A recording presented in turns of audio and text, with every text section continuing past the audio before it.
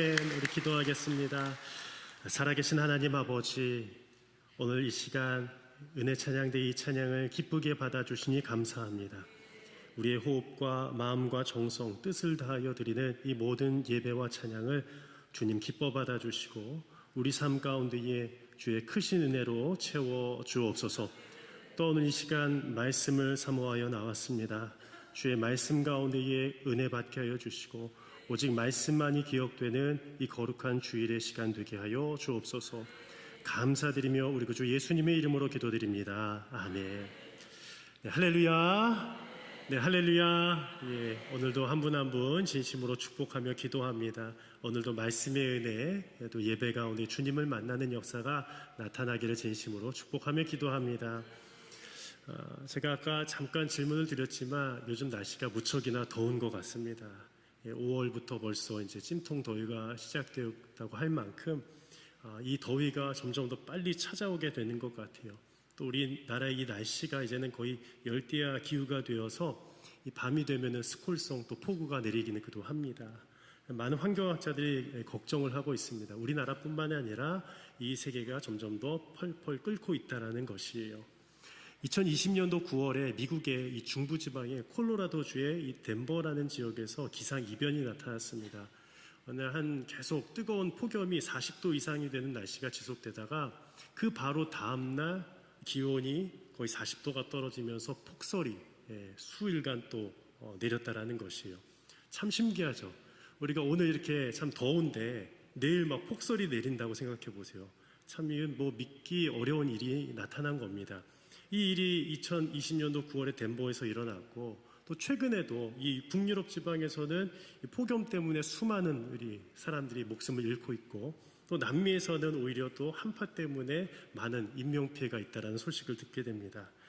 유엔에 보면 이 산하기관의 유엔 환경기구라는 곳이 있습니다. UNEP인데요. 거기서 이런 발표를 했어요. 세계 내 1.5도씨의 한계를 몇 년 안에 넘길 위기에 처해 있다. 기후위기는 더 이상 먼 미래의 문제가 아니라는 것이에요. 여러분들, 이 기후의 문제가 바로 우리 가까이 벌써 다가왔어요. 우리가 벌써 알잖아요. 뜨겁잖아요. 5월이 이렇게 뜨거웠습니까? 아니에요. 근데 너무나도 뜨거운 시기를 보내고 있다는 겁니다.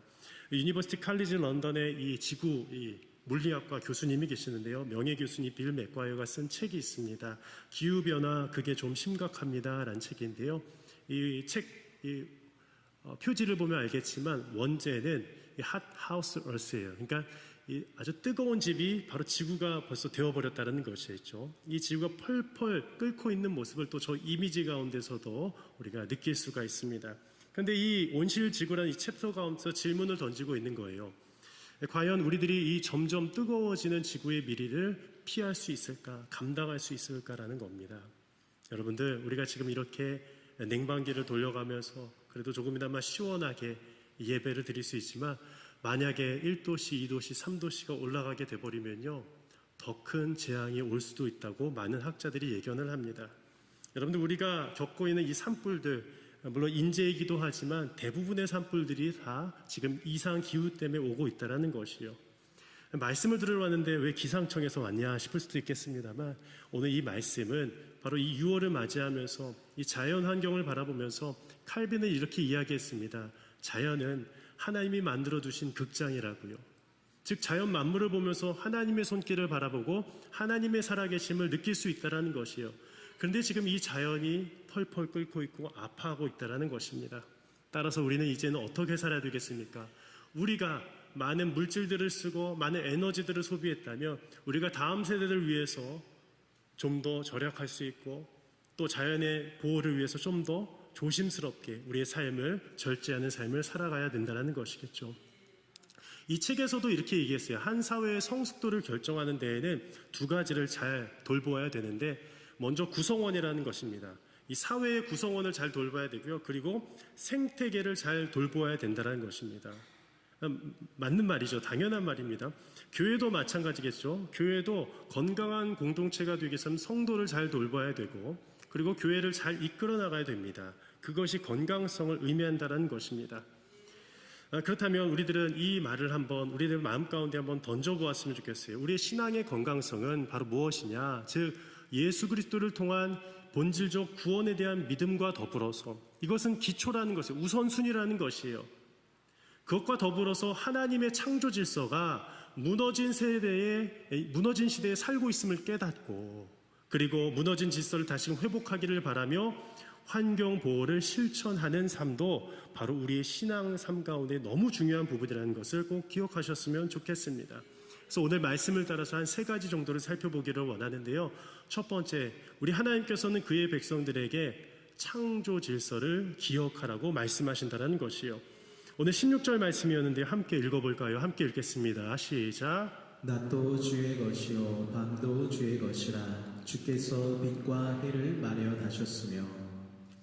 시편 기자는 고백합니다. 낮도 바로 하나님의 것이라고요.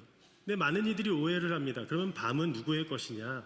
오늘 성경에서는 밤도 하나님의 것이라는 것이에요. 그런데 아직 하나님을 알지 못한 자들은요, 밤이 되면요 무서워합니다. 우리 어린아이들은 껌껌한 곳에 가면 무서워하듯이 어두움을 무서워하는 존재가 인간의 본성입니다. 하지만 하나님을 만나고 이 창조주 하나님의 역사를 깨달은 존재는 낮과 밤 모든 것에서 역사하시는 하나님을 만나게 된다라는 것이에요. 우리가 알고 있는 말씀 가운데 창세기 1장 2절에 이런 말씀이 있어요. 땅이 혼돈하고 공허하며 흑암이 깊음 위에 있고 하나님의 영이 수면 위에 운행하시니라 라는 말씀이 있습니다. 즉 이 창조 이전에 이 세계는 어땠느냐? 땅이 혼돈하고 공허하며 흑암이 있었다라는 것이에요. 어둠이 존재했다라는 것입니다.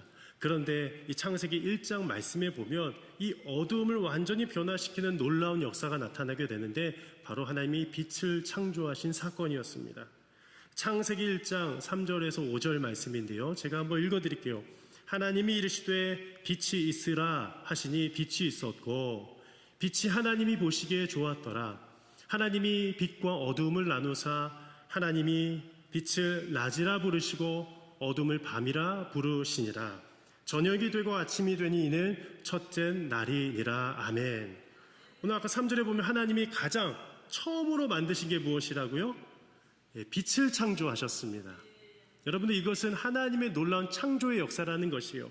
많은 이들은 아직도 어떤 빅뱅 현상에 의해서 그냥 의도치 않게 하나님은 없고 그냥 자연현상에서 만들어졌다고 하지만 이런 정말 정밀하고 세밀한 이 지구와 그리고 이 바다와 이 묻과 무엇보다 이 빛과 어둠을 나신 낮과 밤을 나누신 놀라운 역사는 하나님의 창조주 역사라는 것을 분명히 성경은 기록하고 있다는 것이에요. 저는 이 사실을 여러분들이 오늘도 다시 한번 믿음 가운데 선포하면서 살아가셨으면 좋겠습니다. 우리 한번 따라 고백해 볼까요? 하나님은 빛을 창조하신 분이십니다. 하나님은 분명히 빛을 창조하셨어요. 그래서 오늘 이 시편의 74편의 이 16절 말씀처럼 또 낮과 밤 가운데 모두 존재하시는 분이 우리 하나님이시라는 것을 우리에게 깨닫게 해주셨다는 겁니다. 그런데 또한 우리 하나님은 무엇을 만드셨느냐? 땅의 경계를 지으신 분이라고 말씀하십니다.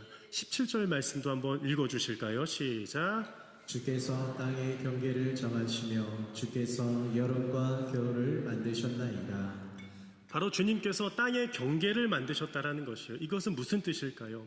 창세기 1장 9절에서 10절에 보면 이런 말씀이 있어요. 하나님이 이르시되 천하의 물이 한 곳으로 모이게 하고 모든 물이 한 곳으로 모이게 하셨어요. 그것이 바다가 되게 되었습니다. 그리고 묻이 드러나라 하시니 그대로 되니라. 10절에 보면 하나님이 묻을 무엇이라 부르셨더라고요? 이제 땅이 생긴 거예요. 그리고 모인 물을 뭐라 부르셨어요? 바다로 부르신 거예요. 하나님이 보시기에 좋았더라라는 것이에요. 그럼 제가 한번 질문을 드리겠습니다. 여러분들은 땅을 좋아하세요? 바다를 좋아하세요? 그렇죠. 바다에는 집을 못 지으니까요. 그렇죠. 땅 사서 거기다 집 짓고 투자도 하고 하잖아요. 근데 여러분들 투자와 투기는 다릅니다. 그냥 건강한 투자는 필요해요. 그러나 오늘 이 말씀 가운데서도 우리에게 땅에 거할 수 있는 것을 허락해 주신 것이요. 만약에 이 물만 있었다면 우리들은 거할 수 없습니다. 존재할 수가 없습니다. 우리는 육지에 기거하며 살아가는 사람들이기 때문이에요. 이처럼 땅과 바다를 다 만드신 것도 하나님께서 우리 인류를 향한 계획임을, 바로 여러분들을 향한 놀라운 계획임을 꼭 기억하시기를 바랍니다. 그런데 이 땅과 묻 그리고 빛이 있기 전에는 혼돈의 시대였다라는 것입니다. 한 번은 여러분들 집에 한번 딱 들어가시면 집이 늘 이렇게 깨끗하시죠, 그렇죠?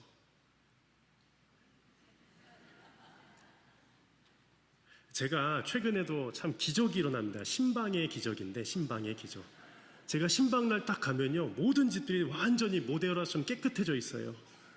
다들 하루 전에, 이틀 전에, 일주일 전에 다 청소를 하신대요. 제가 그래서 그 신방할 때마다 이거 수고를 좀 알아드려야 되는데, 그래서 제가 아유 권사님 청소 열심히 하셨네요. 근데 저기 옆에서 남자 집사님이 이러고 있어요. 알고 보니까 남자 집사님이 다 더 열심히 하신 것 같은 거야. 우리 남편분들도 너무 수고 많으셨습니다. 함께 도우시더라고요. 물론 안 그러신 분들도 계시겠지만 좀 우스갯소리이지만 여러분들 집도 어지럽혀질 때가 있는 거예요. 우리가 늘 깨끗하게 하고 살지는 않지 않습니까? 물론 이 성격상 아주 이렇게 깨끗하게 깔끔하게 사시는 분들이 계십니다. 막 청소하고. 근데 어느 순간 너무 바빠서 설거지도 못하고 나오기도 하고 때로는 그런 일들도 분명히 있잖아요. 그게 인간적인 삶 아니겠습니까? 근데 한 번은 어떤 분의 이야기인데 조그만 개를 가지고 왔대요. 근데 이 조그만 개가 아직 훈련이 안 됐으니까 집에서 키우다가 갑자기 이제 집을 나갔다가 들어왔는데 이 난장판이 된 거예요. 얘가 베개를 다 뜯어가지고 솜이 이 사방천지에 막 있는 거예요. 그래서 이 주인이 어떻게 하겠습니까? 야, 빨리 청소해. 이게 말이 되겠습니까?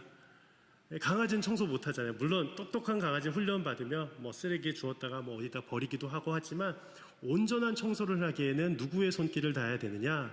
주인의 손길이 닿아야 됩니다. 집주인의 손길. 너무 쉬운 얘기이지만 이 집도 혼돈 가운데 있을 때에 또 쓰레기가 방치되었을 때 그것을 치우는 역할을 바로 집주인, 바로 집의 주인이 해야 되는데 바로 이 땅의 주인도 바로 우리 하나님이실진데 하나님께서 이 혼돈 가운데 있는 이 세상을 질서로 다시 한번 세우지 아니하시면 우리들은 그 가운데서 살아갈 수가 없다라는 것이에요. 우리 그리스도인들은 어떤 사람들입니까? 혼돈 가운데 빠져있는 이 지구상에 있는 이 모든 것들을 조금씩 바로 세워가는 자들이 그리스도인의 역할인 줄을 믿습니다. 두 번째로는 하나님께서는 그의 백성들에게 생명을 위협하는 현실을 똑바로 직시하라고 말씀하셨다라는 것이에요. 우리 19절 말씀도 함께 읽어볼까요? 시작. 주의 맷비둘기의 생명을 들짐승에게 주지 마시며 주의 가난한 자의 목숨을 영원히 잊지 마소서. 여러분들 이 기도를 보면 절박함이 느껴지세요? 주여, 주의 맷비둘기의 이 생명을 들짐승에게 주지 말라고 간구하고 있어요. 왜냐하면 이 시인의 지금 저자의 심정이 맷비둘기의 상황과 같은 것이에요. 여러분들 맷비둘기는 무엇이에요? 그냥 산비둘기예요. 야생에서 그냥 살아가는 비둘기입니다. 근데 어느 순간에 어떤 때 어느 장소에서 들짐승에게 아니면 자기보다 더 최상의 어떤 독수리에게 잡혀 먹힐 수 있는 존재가 맷비둘기의 존재입니다. 그런데 오늘 이렇게 고백했던 거예요. 주님, 주의 가난한 자의 목숨을 영원히 잊지 마소서라고 고백하고 있는 것이요. 즉, 이것은 무엇을 뜻하느냐? 이 당시에 오늘 이 시편 74편이 쓰여졌던 이 바벨론으로 포로기로 쫓아갔을 때에, 쫓겨났을 때에 그들이 이 성전이 불타는 모습을 보면서 영적으로 예배드리지 못하고 또 그들이 정말 궁핍과 어려움 가운데 거하고 있는 모습을 기록하고 있는 것뿐만 아니라 더 나아가서 어떤 것을 의미하느냐. 지금 이 시간에도 이 자연 속에서 살아가는 모든 약자들의 생명에 대한 하나님의 보호하심을 의미하고 있다는 것이에요. 즉 약자들을 보호해달라는 기도를 드리고 있다는 것입니다. 여러분들 이 자연의 섭리는 약육강식의 시대인 것처럼 보입니다. 하지만 하나님의 나라의 원리는 무엇이냐? 약자를 지켜주시고 약자의 생명을 외면하지 않으시는 그 하나님의 사랑이 깃들어 있다는 것을 꼭 기억하셨으면 좋겠습니다. 여러분들 저희들은 약자입니까? 강자입니까? 저희들은 약자예요. 이 지하철에만 봐도 버스에만 봐도 어떤 석이 있어요. 무슨 석이에요? 노약자석이라고 이렇게 배려가 있습니다. 경로석이라고 있었습니다. 예전에는요. 즉 어르신들을 위한 배려의 석이에요. 그런데 한번 보십시오. 우리들이 지금 우리가 젊었을 때는 건강한 것처럼 보이지만 우리들도 60대, 70대, 80대, 심지어 90대가 되면 어떻게 돼요? 하나 둘씩 여기저기 아프면서 약자의 위치가 될 수밖에 없는 것이에요. 그것이 하나님께서 우리에게 주신 자연의 섭리입니다. 그런데 어느 날 제가 한번 지하철을 탔는데 한 젊은 청년이 있었어요. 이렇게 보다가 있는데 갑자기 저기서 어르신이 걸어오는데 그것은 갑자기 싹 눈을 싹 감는 거예요. 갑자기. 왜 감았겠어요? 예, 그냥 자리 비켜드리기 힘든 거예요. 물론 거기가 노약자석도 아니었는데 어르신이 왔는데 그러면 제가 어르신 앉으십시오라는 물론 청년들이 더 많으리라 생각합니다. 그런데 그 청년이 갑자기 눈을 감으면서 이러는 거예요. 그냥 자는 척 하더라고요. 그래서 제가 빨리 일어나 드렸어요. 여기 앉으시라고. 저희들도 힘들죠. 우리 40대도 30대도 일하고 와가지고 퇴근할 때 얼마나 힘들겠어요. 힘든데도 더 힘든 분이 계시기 때문에 양보할 수가 있는 거예요.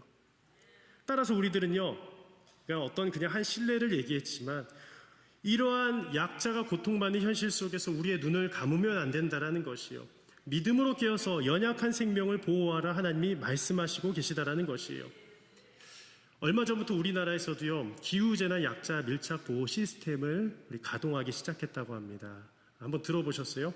경로당이나 노인복지관에 가보면요, 우리 고령자분들을 위해서 이 글귀가 써져 있는 것을 많이 보셨을 거예요. 저도 한번 봤는데 무더위 쉼터였습니다. 저도 한 번은 5월달 됐는데 너무 더우니까 은행 앞에 이게 붙여져 있는 거예요.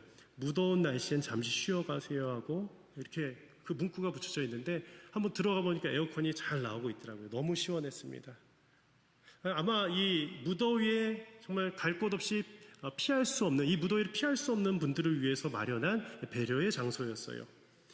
제가 알기로는 조사해봤는데 5월 중순부터 한 9월 말까지 정도는 운영을 한다고 합니다. 그러니까 찜통 더위 때 사용할 수가 있는 것이에요.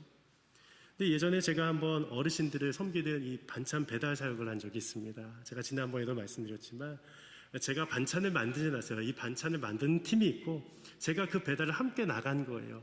근데 우리 대한민국에서 가장 어려운 지역 중에 하나가 서울역에 있는 동자동이라는 곳이에요. 한번 들어보셔서 아세요? 동자동?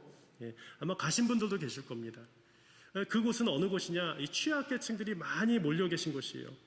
독거 어르신들이 많이 계시고 심지어는 이 노숙자분들이 서울역에 모이게 됩니다. 그래서 거기서 이제 국어를 하다가 조금 형편이 나아지면 그 여러 가지 이제 고시원이나 이런 곳으로 동자동에 있는 방들로 들어가게 되는 거예요. 쪽방으로요.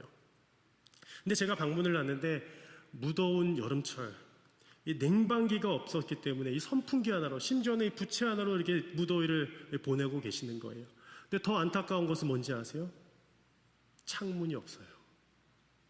이제 창문이 없는 거 아니고 손바닥만 하더라고요. 그 옛날 목욕실 있잖아요. 그 그냥 창문으로 지는데 빛도 안 들어오고 너무 무더위 가운데 있는 거예요. 그때 제가 이런 생각이 문득 들었습니다. 이분들의 삶이 조금 더 시원했으면 좋겠다. 그리고 마음껏 이런 반찬들을 좀 드셨으면 좋겠다라는 생각이 들었어요. 나라에서도 많은 일들을 하지만 아직도 이렇게 취약계층에 계신 분들이 많이 계시다라는 겁니다. 우리 교회 가운데에도 어려운 분들 계시겠지만 제가 그때 봤을 때 너무 힘든 것을 제가 경험을 했어요. 그래서 저도 기도 가운데 교회가 좀 이런 일을 더 도우면 어떨까라는 생각을 하면서 우리 무더위 가운데에 우리가 좀 택배 하시는 분들이나 또 여러 가지 일을 하시는 분들이 있잖아요. 그럼 와서 우리 교회 앞에다가 그냥 아이스박스에다가 얼음 가득 놓고 그냥 생수병 두고 마음껏 가져가세요 라는 사역을 좀 했으면 좋겠는데 어떠세요? 괜찮지 않으세요? 신앙의 실천이 다른 게 아니라 아주 간단한 것으로 생각할 수 있습니다. 무더위에 와서 쉼터가 될 수 있는 거예요. 우리 교회 앞마당에 쉼터가 될 수 있는 거예요. 이렇게 좋은 우리 공간이 있고 쉼터를 만들 수 있는 공간이 있는데 그렇잖아요. 우리 교인들뿐만 아니라 지역사회에 있는 분들, 그리고 땀을 뻘뻘 흘리면서 일하시는 분들이 와서 그 시원한 아이스박스에서 물 한 잔 마실 때에 그때에 누가 생각나겠습니까? 저는 언젠가는 그 예수님은 그분들도 만나리라 생각을 해요. 우리가 억지로 전도를 안 해도 어느 순간에는 교회가 이런 곳이구나, 예수님이 이런 분이셨어라는 것을 만나게 된다는 것이요. 언제요? 교회가 맷비둘기에게 은혜를 베풀 때예요. 여러분들 오늘 이 말씀 한번 다시 한번 읽어보기를 바랍니다. 19절 말씀이었습니다. 시작. 주의 맷비둘기의 생명을 들짐승에게 주지 마시며 주의 가난한 자의 목숨을 영원히 잊지 마소서. 오늘 여기서 시편의 저자가 자신에 대해서 이렇게 비유를 했습니다. 주여, 내가 맷비둘기입니다. 근데 우리가 다 맷비둘기인 거예요. 우리가 힘들 때도 있었어요. 사업이 다 잘 될 때만 있었던 게 아니에요. 어려울 때도 있었습니다. 때로는 자녀의 아픔 때문에 너무 힘들어서 맷비둘기와 같은 심정 가운데 계신 분이 이 자리에 계실 수도 있어요. 그런데 이 맷비둘기의 심정을 누가 겪으셨느냐? 이미 예수님이 겪으셨다는 것이요. 사실 이 맷비둘기란 표현은요, 레위기를 보면요, 정결 예식을 드릴 때에 가난한 사람들이 어린 양을 드리지 못해서 드리는 예물이 맷비둘기였습니다. 그냥 산에서 그 비둘기를 잡아다가 제물로 바쳐야만 했어요. 그런 양을 키울 수 있는 능력조차 없기 때문이었습니다. 정말 이 최극빈층들이 그렇게 예배를 드렸어요. 근데 그런 예배들도 허용을 했다라는 것이요. 그런데 중요한 것은 예수님도 이런 예배를 드리셨다라는 거예요. 누가복음 2장 24절 말씀에 보면 이 요셉과 마리아가 예수님의 정결 예식을 드릴 때에 바로 어린 양이 아니라 맷비둘기 한 마리를 주님 앞에 드리는 장면이 나와요. 이것은 무엇을 의미하느냐? 예수님의 가정이 참으로 가난하고 힘들었다라는 이야기예요. 여러분들, 우리의 삶이 이와 같습니다. 우리의 삶이 이와 같은데 예수님의 삶도 이와 같았다라는 것이요. 예수님도 먼저 이 맷비둘기의 심정을 경험했던 자가 바로 예수님이셨다라는 것이에요. 그렇다면 이 예수님은 누구를 보호하시고 누구를 이해하시겠습니까? 맷비둘기와 같은 우리의 모든 영혼들을 지키시고 보호해 주시고 우리 인생 끝까지 도와주실 줄을 믿습니다. 우리 인생 가운데 사업이 잘 될 때도 있습니다. 하지만 폭삭망하고 힘들어할 때도 있어요. 그때마다 맷비둘기의 심정으로 오늘 이 말씀을 기억하시면서 고백하시길 바랍니다. 주여, 나의 목숨을 살려주시고 돌보아 주시옵소서. 우리 마지막으로 세 번째는 함께 읽어보도록 할까요? 함께 읽겠습니다. 시작. 하나님께서는 그의 백성들에게 언약을 붙잡고 어두운 세상 속에 굳게 서라고 말씀하십니다. 오늘 20절 말씀에서는 이렇게 기록이 되어 있었습니다. 그 언약을 눈여겨보소서. 무릇 땅의 어두운 곳에 포악한 자의 처소가 가득하나이다 라고 기록되어 있습니다. 우리 당시에 이 성전을 빼앗겨버린 이 유대 민족들은 마지막까지 그 언약을 붙들고 기도했다라는 것이에요. 이 언약을 눈여겨보시옵소서. 주님이 세우신 언약 아니겠습니까? 주님께서 아브라함과 세우신 언약 아니겠습니까? 우리 민족과 세우신 언약인데요. 그런데 이 언약을 누가 깨뜨렸어요? 그들의 조상이 깨뜨려버렸다는 것이에요. 그래서 성전이 불타버리고 포로로 쫓겨가게 되었던 것입니다. 그럼에도 불구하고 또다시 간구하는 거예요. 주님, 이 언약을 기억하여 주옵소서. 그런데 우리들의 현실이 어떠합니까? 오늘 이 20절 하반절이었습니다. 우리 함께 읽어볼까요? 시작. 무릇 땅의 어두운 곳에 포악한 자의 처소가 가득하나이다. 저는 오늘 좋은 말씀들뿐만 아니라 이 말씀도 우리가 분명히 기억했으면 좋겠어요. 말씀 한번 계속 띄워주시면 무릇 땅의 어두운 곳이 많이 있다라는 겁니다. 아직도 빛만이 아니라 빛 가운데 걸어가는 성도가 아니라 어두움 가운데 죄 가운데 있는 지역들이 많이 있는데 거기에 누가 있어요? 포악한 자가 있다라는 것이에요. 이 포악한 자의 말은 히브리어로 하마스라고 합니다. 하마스. 아마 뉴스에서도 많이 들어보셨을 겁니다. 폭력, 난폭함, 불법, 악을 뜻합니다. 오늘 이 시편 이 74편 20절에 무릇 땅의 어두운 곳에 이 하마스의 처소가 가득하다라는 거예요. 하마스의 처소가 구약 성경에서 60회 이상 쓰이게 되고 그리고 이것이 또한 이 노아 시대 때에도 기록이 되어 있는데 이 창세기 6장 말씀에 보면 노아에 대해서 이렇게 기록하고 있어요. 이것이 노아의 족본이라 노아는 의인이요 당대의 완전한 자라 그는 하나님과 동행하였으며 세 아들을 낳았으니 셈과 함과 야벳이라. 즉 하나님은요 노아의 가정을 믿음의 가정으로 세워주셨다는 것이요. 그런데 그 땅의 현상은 어땠습니까? 11절 말씀 함께 읽어볼까요? 시작. 그때에 온 땅이 하나님 앞에 부패하여 포악함이 땅에 가득한지라. 여러분들 그때가 언제요? 노아가 살던 당시에도요. 아주 오래전에도 온 땅이 하나님 앞에 어떻게 했다고요? 부패했다라는 거예요. 죄악을 저질렀다라는 거예요. 여러분들 우리가 아무리 깨끗하려고 해도 우리가 구약 시대 때 태어났다면 우리도 여전히 죄악 가운데 있을 수밖에 없던 존재였다라는 것이에요. 그리고 이렇게 기록되어 있습니다. 하마스가 땅에 가득한지라. 포악함이 땅에 가득한지라. 저 포악함이 또 하마스예요. 하마스. 여러분들 팔레스타인 무장 단체의 이름이 바로 하마스입니다. 들어보셨죠? 그래서 지금도 뭐 이스라엘과 팔레스타인의 대치뿐만 아니라 최근 뉴스에서는 이란과 이스라엘 간에 지금 미사일을 계속 쏴대고 있어요. 그래서 아까도 제가 어떤 선교사님의 소식을 바로 1시간 전에 제가 페이스북을 통해서 봤는데 그 선교사님께서 지금 이스라엘 한인들이 다 대피하려고 지금 준비 중이에요. 어디로요? 요르단으로요. 미사일이 계속 떨어지니까요. 탄도미사일이. 그런데 제가 이 말씀을 묵상하다가 과연 하마스는 누구일까? 진짜 이슬람 무장단체만 하마스일까요?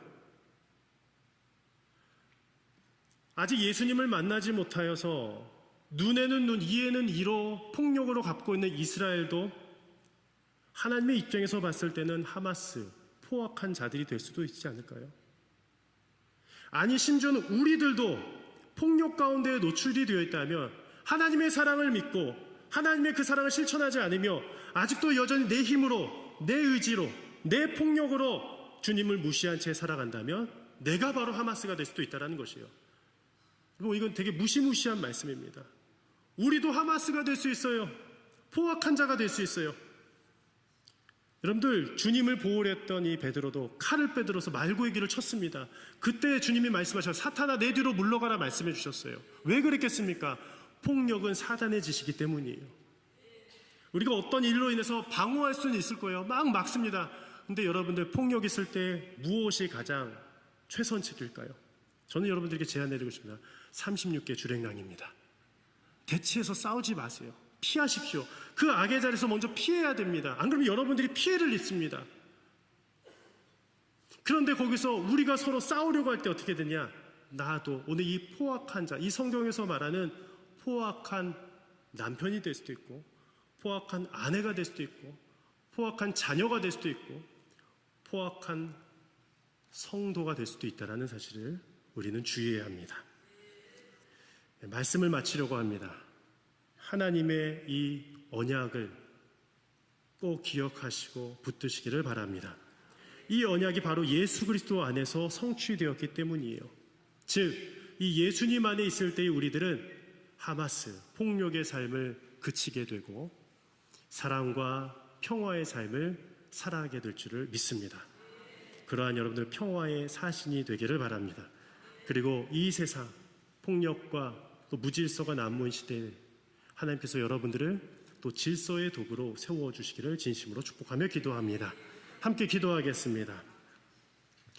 사랑과 능력의 하나님 아버지, 이 시대가 아직도 하마스의 시대, 포악한 자들로 가득한 시대를 살고 있는지 모르겠습니다. 포악한 자들은 누구입니까? 바로 주님을 알지 못하는 그 누구나 포악한 자가 될 수도 있음을 우리가 기억하게 하여 주시옵소서. 하나님, 믿음으로 세상을 지키기 원하온데 아직도 우리 마음 가운데에 주님 앞에 순종하지 못하고 주님의 말씀으로 변화되지 못한다면 우리뿐만 아니라 우리의 가정이, 우리의 일터가, 이 나라가 포악해질 수밖에 없습니다. 주여, 우리를 긍휼히 여겨주시사 맷비둘기를 구원하여 주셨던 것처럼 우리 모든 성도님들과 이 지역에 있는 모든 이들과 이 나라를 주의 그 구원의 약속으로 인도하여 주옵소서.